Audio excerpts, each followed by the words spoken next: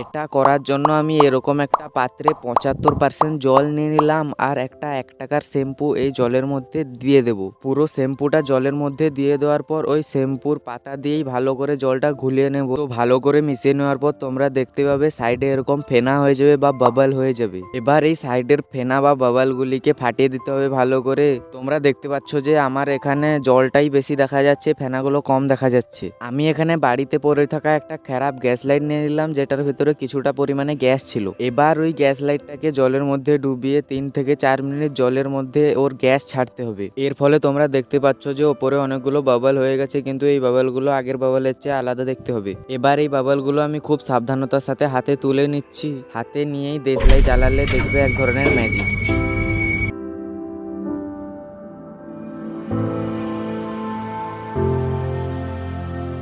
তোমরা যদি এর পেছনে সায়েন্স জানতে চাও তাহলে 5টা কমেন্ট করে